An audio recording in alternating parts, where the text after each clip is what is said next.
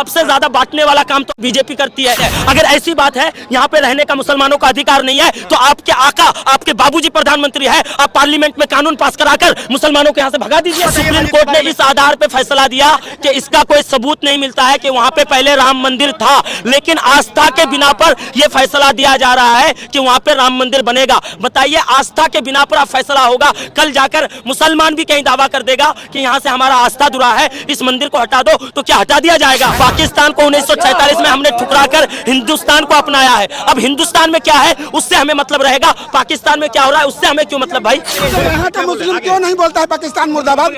हम पाकिस्तान मुर्दाबाद बोल देंगे, हम बोलेंगे एक शर्त पर, क्या आप गोडसे मुर्दाबाद बोलिएगा? नहीं, किस लिए? गोडसे को मुर्दाबाद क्यों बोले? फिर हम क्यों बोलेंगे पाकिस्तान मुर्दाबाद? अपने बाप की तारीफ करते करते क्या दूसरों के बाप की हम बुराई करेंगे? एक समझ हम मान लिया कि हिंदुस्तान मेरा बाप है, ठीक, हम मानते हैं कि मेरा बाप, हम अपने बाप को गाली नहीं दे रहे हैं, ठीक है। इनके बाप को भी गाली नहीं देंगे क्योंकि हमारे दोस्त है, तो दोस्त के बाप को गाली नहीं दिया जाता है, लेकिन एक गद्दार के बाप को गाली दिया जाएगा कि नहीं? गद्दार के बाप को गाली दिया जाएगा कि नहीं? गोडसे भी तो गद्दार है, गोडसे को मुर्दाबाद। आजाद भारत का सबसे पहला अगर कोई हत्यारा है तो वो गोडसे है। सबसे बड़ा हत्यारा कोई है तो महात्मा गांधी है। महात्मा गांधी है, रहता ना। वंदे मातरम बोलो, वंदे मातरम बोलो।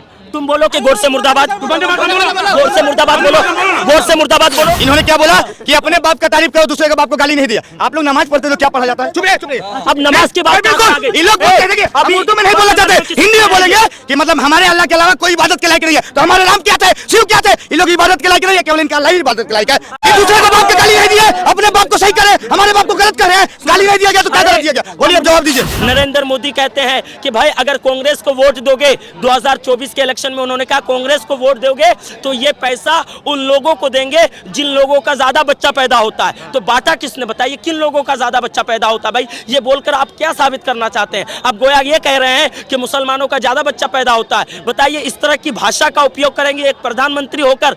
तो हमने पहले ही कर दिया कि यूपी का रामपुर गांव देख लीजिए, सारा मुसलमान है, लेकिन एक भी वोट नहीं दिया। तो अब बताइए कि मुसलमान देशभक्त है कि देशद्रोह है? पहले ये बताइए। ये कह रहे हैं कि मुस्लिम समाज जो है वो बीजेपी को क्यों नहीं वोट करती? अब बीजेपी को वोट नहीं करेगा तो मुस्लिम समाज जो है देशद्रोह हो गया है। मुझे बताए, देशद्रोह हो गया? इनके कहने के मुताबिक ये कह रहे हैं कि जो बीजेपी को वोट नहीं करेगा वो देशद्रोह हो जाएगा। बहुत सारा हिंदू बीजेपी को वोट नहीं करेगा। बाप अगर बेटा का काम नहीं करेगा, अगर बाप बेटा का काम कर दिया पूरा, तो क्या बेटा पड़ोस के पापा को पापा बोलेगा? बताइए, यही बताइए। तो पहले मोदी जी पूरा काम कर दिया, फिर भी उन नेता का नाम नहीं लेता है। बताइए, एक बार भी बोला ही क्या वहाँ के मुसलमानों को मोदी जी ने पक्का मकान दिया? ये बात बोला ही नहीं, बोलेगा। तो बस नफरत का कीड़ा इन लोग फंसा हुआ है, कि लोग आका बैठे हुए राहुल गांधी वहाँ पे आका ना है, वो लोग जो बोलेंगे वो बोलेंगे, बिल्कुल बोलते हैं। क्या कह रहे हैं? उसका राहुल गांधी बाबू है। इनका कहना है कि मोदी जी ने काम किया है, मुस्लिम समाज के लोगों को भी घर दिया है, मकान दिया है, सब कुछ दिया है, लेकिन वोट देने की जब बारी आती है तो वो कांग्रेस पे चले जाते हैं, ये कहना है। तो भाई जिसको जहां मन करे वोट देने का वहां पे देगा ना, जरूरी है कि बीजेपी को वोट करेगा। सुख सुविधाएं जो है वो बीजेपी दे और वोट जो है सिर्फ और सिर्फ कांग्रेस को करते, ये कहना है। तो मुझे बताइए, आप 2014 से पहले कांग्रेस थी और बीजेपी को भी वोट किया जाता था, और 2014 से पहले जो भी विकास का काम करते कांग्रेस करती थी, क्योंकि कांग्रेस की सरकार थी, फिर भी बीजेपी को वोट मुसलमानों के लिए, सुनिए, फिर भी बीजेपी को वोट मिलता था। तो इसका मतलब ये है कि इन लोग कांग्रेस को वोट नहीं करते थे तो इन लोग देशद्रोह हो गए। बिल्कुल मुसलमानों के लिए काम करती थी। 47 में देश आजाद हुआ, पाकिस्तान को बना दिया गया मुसलमान कंट्री और हिंदुस्तान को बना दिया खिचड़ी, सारे धर्म के लोग रह रहे। तो भागो तुम पाकिस्तान, क्या रख लियो? एक शायरी बोलना चाहेंगे, सभी का खून शामिल है इस मिट्टी में, हम अनजान थोड़ी है, लेकिन जिसके अब्बा ले चुके पाकिस्तान उसके बाप का हिंदुस्तान थोड़ी है।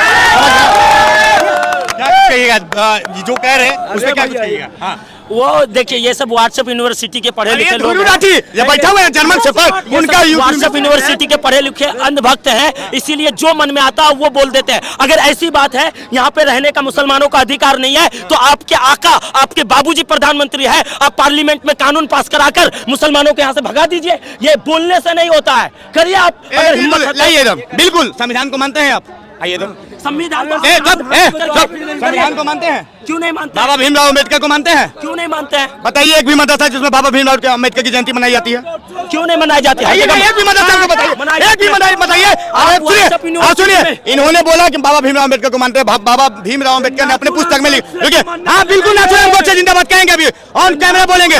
सुनिए, बाबा भीमराव अम्बेडकर जो बोले थे, अपनी किताब में लिखे थे कि मुसलमान इस देश का देशभक्त नहीं हो सकता है, तो रियल मानेंगे बात? नहीं मानेंगे। क्या बोले थे कि मुसलमान भारत छोड़ के चल जाना चाहिए। सारे मुसलमान जब तक पाकिस्तान नहीं चल जाए, पाकिस्तान से ज्यादा हिंदुस्तान नहीं आ जाए, तब तक बंटवारे को नहीं मानेंगे। तो क्या मानेंगे इसको? ये जो कह रहे हैं उसको मानेंगे आप बताइए। बाबा भीमराव अम्बेडकर ने अपने पुस्तक में लिखा था कि जब तक भारत के सारे मुसलमान पाकिस्तान नहीं चले जाते और पाकिस्तान के सारे हिंदू भारत नहीं आ जाते, तब तक बंटवारे को नहीं मानेंगे। मानिएगा? ये कहाँ पे लिखा हुआ दिखाइए? अगर हम दिखा दिए तो पैंट खोलिएगा। बोलिए, हम अभी बोलते हैं नहीं ऑन कैमरा। चैलेंज है तो चैलेंज है। बोलिए, चैलेंज मानेंगे? ये सब कीजिएगा। और हर बात को मानना जरूरी नहीं है। सुनिए, हम संविधान में नहीं बोले, बाबा भीमराव का अपने किताब में लिखे हैं। बोलिए, मानिएगा?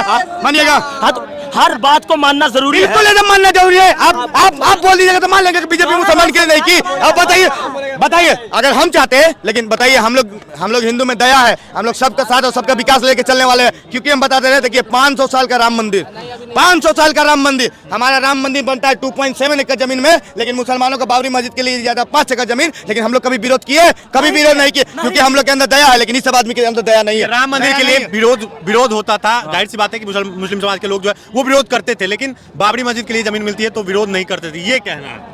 मुझे बताइए, बाबरी मस्जिद जो बनी है वो कोर्ट ने जो फैसला दिया है, सुप्रीम कोर्ट ने किस आधार पे फैसला दिया है? क्या बोल के फैसला दिया जाएगा? किस आधार पे दिया है? कोर्ट ने इस आधार पर फैसला दिया है। किस मंदिर है? हमारा शिव मंदिर है, हम किस मस्जिद के बारे में क्यों पढ़ेंगे?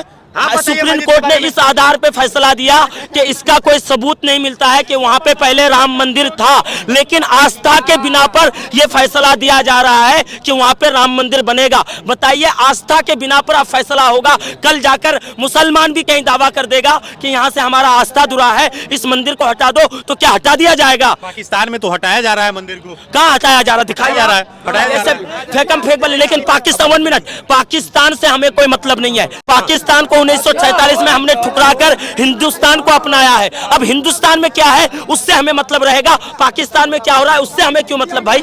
अब देश की बात होते होते विदेश की बात कहां से? पाकिस्तान में मंदिरों को तोड़ा जा रहा है उससे मतलब नहीं है, लेकिन हिंदुस्तान में मस्जिदों को तोड़ा जाएगा तो इनसे इनको मतलब है। तो बिल्कुल मस्जिदों को तोड़े। अगर गैर अवैध जगह पे बनेगा तो मस्जिद टूटेगा, तो मस्जिद बनेगा। यहाँ का मुस्लिम क्यों नहीं बोलता है पाकिस्तान मुर्दाबाद? इतना जब पाकिस्तान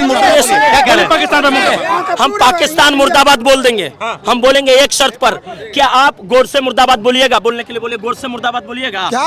गोडसे मुर्दाबाद। गोडसे मुर्दाबाद। गोडसे क्यों मुर्दाबाद बोले? गोडसे के क्यों मुर्दाबाद बोले? गोडसे को मुर्दाबाद बोले, बताइए। नहीं, किस लिए?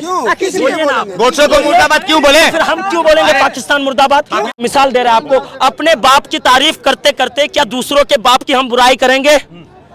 आप अपने बाप की तारीफ कीजिए, अच्छी बात है। अपने गुरु की तारीफ कीजिए, अच्छी बात है। इसका मतलब ये तो नहीं है कि दूसरे के गुरु को हम गाली देंगे। अच्छा, इसका मतलब आपका बाप देखिए भैया, एक मिनट बात है। एक समाज हम मान लीजिए कि हिंदुस्तान मेरा बाप है, ठीक? हम मानते हैं कि मेरा बाप, हम अपने बाप को गाली नहीं दे रहे हैं, ठीक है? इनके बाप को भी गाली नहीं देंगे क्योंकि ये हमारे दोस्त है, तो दोस्त के बाप को गाली नहीं दिया जाता है। लेकिन एक गद्दार के बाप को गाली दिया जाएगा कि नहीं? गद्दार के बाप को गाली दिया जाएगा कि नहीं? हाँ या ना, पूछिए। बताइए, गोडसे भी तो गद्दार है, गोडसे को मुर्दाबाद गद्दार कैसे बोले? बताइए, गोडसे कैसे गद्दार हुआ? गांधी को मानते हैं कि नहीं? गांधी को मानते हैं कि नहीं? देखिए, गांधी को हम मानते हैं। सुनिए, आजाद भारत का सबसे पहला अगर कोई हत्यारा है तो वो गोडसे है। भारत के सबसे बड़ा हत्यारा कोई है तो महात्मा गांधी है। महात्मा गांधी है। तो महात्मा गांधी है तो बोलिए महात्मा गांधी मुर्दाबाद। पाकिस्तान मुर्दाबाद बोलो तुम। हाँ, हम बोल देंगे, आप बोलिए। वंदे मातरम बोलो। वंदे मातरम बोलो। 1 मिनट, तुम बोलो कि गोडसे मुर्दाबाद। वंदे मातरम बोलो। गोडसे मुर्दाबाद बोलो, गोडसे मुर्दाबाद बोलो। देखिए भैया, आपका एक जवाब देते रहे, ठीक है? सुनिए, जवाब सब शांत रहेगा। जवाब इनका बहुत परफेक्ट देते रहे। इन्होंने क्या बोला कि अपने बाप का तारीफ करो, दूसरे के बाप को गाली नहीं दिया। आप लोग नमाज पढ़ते तो क्या पढ़ा जाता है? चुप रहिए।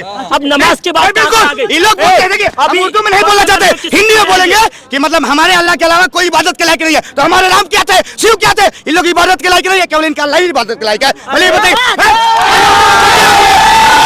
दूसरे को बाप के गाली नहीं दिए, अपने बाप को सही करे, हमारे बाप को गलत कर रहे हैं, गाली नहीं दिया गया तो क्या गलत दिया गया? बोलिए, अब जवाब दीजिए। नमाज में ये नहीं कहा जाता, सुनो, असल में अंधभक्त हो, पता नहीं है, जानो जो उसका सही माना है उसको बताओ, उसको बताओ। सही माना पता हो तो ही बात करो, जिसके बारे में पता नहीं हो उसके बारे में बात नहीं। बिल्कुल, हम लोग कुरान नहीं पढ़े हैं, हम लोग उर्दू नहीं पढ़े हैं, इसलिए हमको समझ में नहीं आएगा, समझ गया? लेकिन हिंदी पढ़े हैं, हिंदी में हम बताते रहे। उन लोग अपने बाप को यानी अल्लाह को महान बनाता है, लेकिन कहता है कि अल्लाह की इबादत के अलावा कोई नहीं है। तो हमारे राम क्या थे? हम सिखों के 10वें गुरु कौन थे? बताइए, समस्या हम लोग भगवत शिव क्या थे, मतलब वो लोग इबादत के लायक नहीं है, इसका अल्लाह यही इबादत के लायक है, यही बताइए हमको। तो गलत तो साबित हो गया।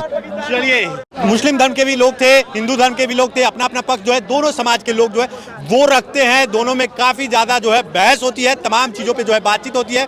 बाकी योगी आदित्यनाथ के बयान पे आप लोगों का क्या कुछ प्रतिक्रिया है, क्योंकि देखा जा रहा है कि चुनाव का माहौल है महाराष्ट्र में, झारखंड में, उसके बाद बिहार में, तमाम चुनाव में जो है कहीं ना कहीं यह बयान जो है अहम भूमिका निभाएगा। यह विपक्ष का कहना है, विपक्ष लगातार इस बयान को लेकर हमलावर है। बाकी इस वीडियो के बारे में क्या कुछ प्रतिक्रिया है, कमेंट सेक्शन में अपना प्रतिक्रिया जो है वो जरूर दीजिएगा। तब तक के लिए धन्यवाद।